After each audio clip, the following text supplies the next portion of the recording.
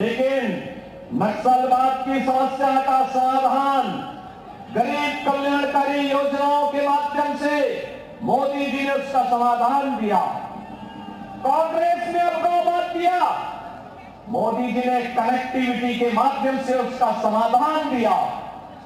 कांग्रेस ने देश के अंदर गरीबी दी, अव्यवस्था दी, अविश्वास दिया। मोदी जी ने देश के अंदर सभी लोगों को समान सुविधा का अधिकार देकर के हर व्यक्ति के सम्मान की रक्षा की। तुष्टीकरण के नाम पर कांग्रेस ने जिस प्रकार की व्यवस्था फैलाई थी, हमें आश्चर्य होता है। 2014 के पहले कांग्रेस की सरकारें एक ही बात तो करती थी, एक ही बात कहती थी कि देश के संसाधनों पर पहला अधिकार मुसलमानों का। भाइयों बहनों, देश का नागरिक कहां जाएगा? एक गरीब कहां जाएगा? एक अनुसूचित जाति का व्यक्ति कहां जाएगा? हमारा वनवासी आदिवासी कहां जाएगा? पिछड़ी जाति का व्यक्ति कहां जाएगा? अन्नदाता किसान कहां जाएगा? युवा कहां जाएंगे? महिलाएं कहां जाएंगी?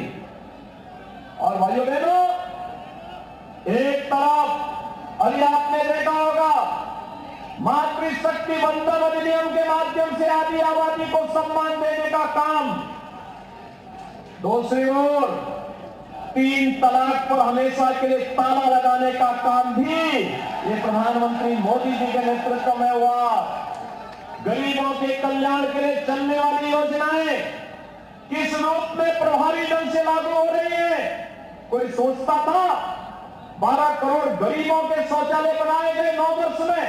ये काम कांग्रेस भी 55 वर्ष के शासनकाल में कर सकती थी।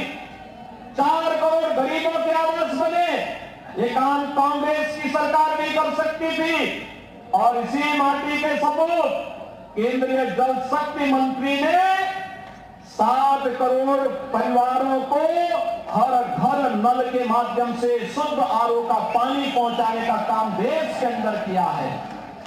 भाइयों बहनों, एक और चाहे वह उज्ज्वला योजना में 9 करोड़ 60 लाख परिवारों को फ्री में रसोई गैस के कनेक्शन की बात हो या सौभाग्य योजना में बिजली का कनेक्शन देने की बात, ये सभी कार्य बिना भेदभाव के हुए, क्योंकि मोदी जी ने कहा हम जाति मत और मजहब के आधार पर नहीं, हम इस देश के अंदर गांव के लिए, गरीब के लिए, किसान के लिए, नौजवान के लिए, महिलाओं के लिए, समाज के सभी तबके के लिए कार्य करेंगे।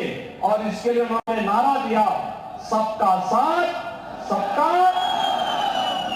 समग्र सोच है विकास की, और सबकी सबका साथ लेकर के कैसे योजनाओं का लाभ देना है।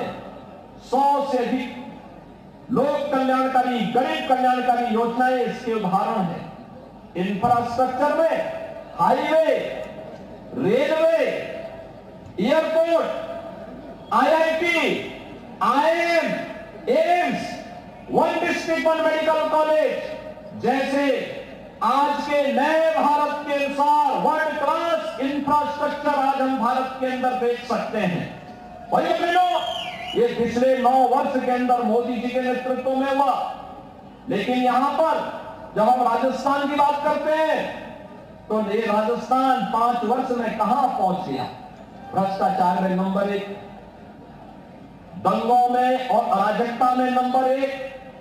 मुझे देख के आश्चर्य होता था, मुझे आश्चर्य होता था जब मैं देख रहा था यहां पे जोधपुर में, मुझे आज से 2 वर्ष पहले वो दिन याद है जब यहां जोधपुर की सड़कों पर नंगी तलवारें लहरा रही थी और दंगाई दंगा कर रहे थे। तब मुझे भाइयों बहनों याद आ रहा था, मैं सोच रहा था कि अगर ये दंगाई यूपी में होते तो मेरा बुलडोजर इनको रौंद करके ठीक कर दिया होता।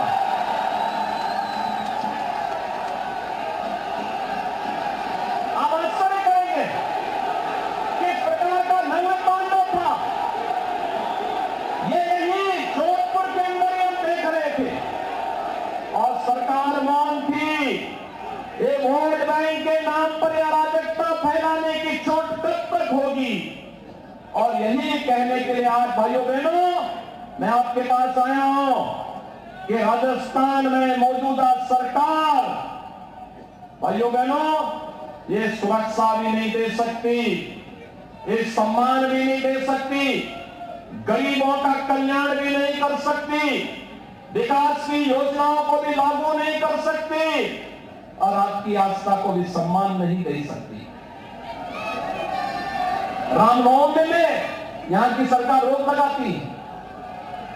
मैं जिस जिले में जाता हूं वहां पे किसी न किसी संत की हत्या हो चुकी होती है। इससे पहले पूज्य संतगण मिलते हैं कि बात कहते हैं कि यहां हमारे एक संत की 2 महीने पहले, 6 महीने पहले, 1 वर्ष पहले उपद्रवियों ने हत्या कर दी। सरकार कोई सुनवाई करने को तैयार नहीं। किसी भी जिले में जाओ, भरतपुर में, अलवर में, जोधपुर में, किसी भी जिले में जाओ, हर जिले में भाइयों बहनों ये सुनाई देता है। और इसीलिए आज मैं आपके पास आया हूं कि सरकार कर्फ्यू वाली सरकार है, दंगों वाली सरकार है।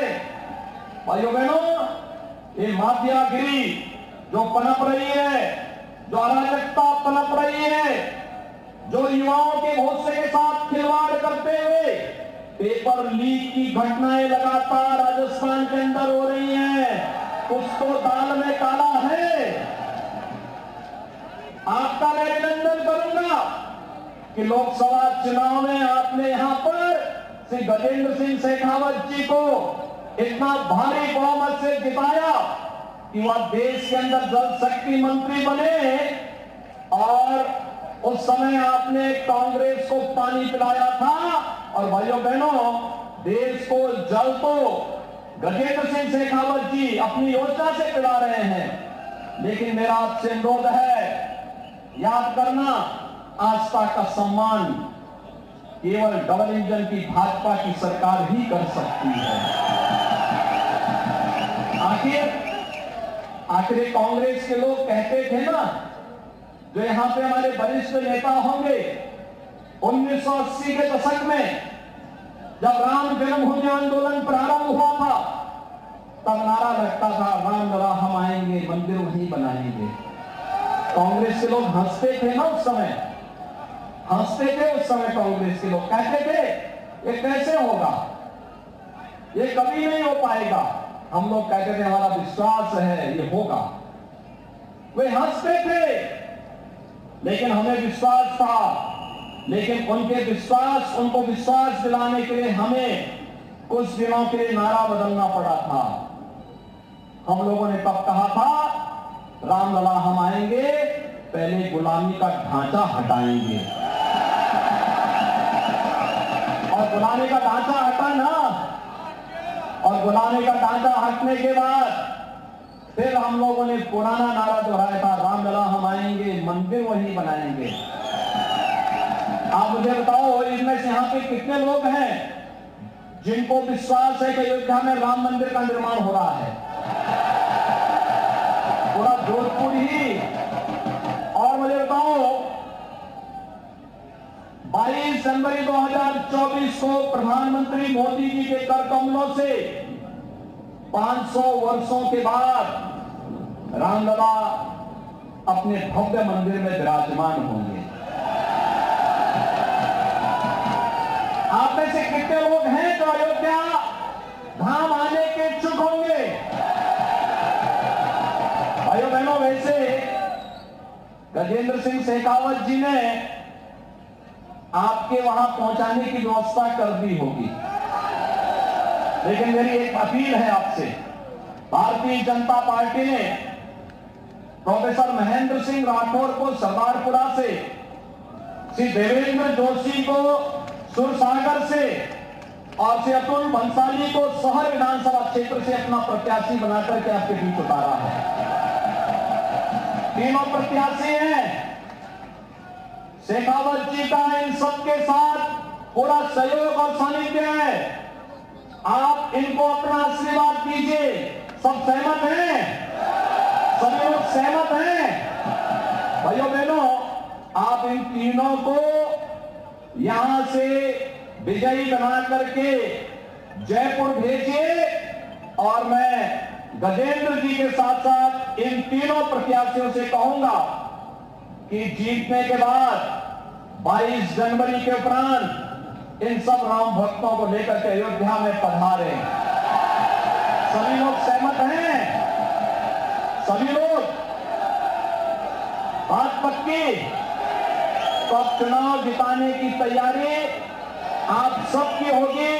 इस विश्वास के साथ भाइयों बहनों, मैं आज के इस अवसर पर आप सबको एक बार फिर से अभिनंदन करता हूं, अपनी वाणी को देता हूं विराम।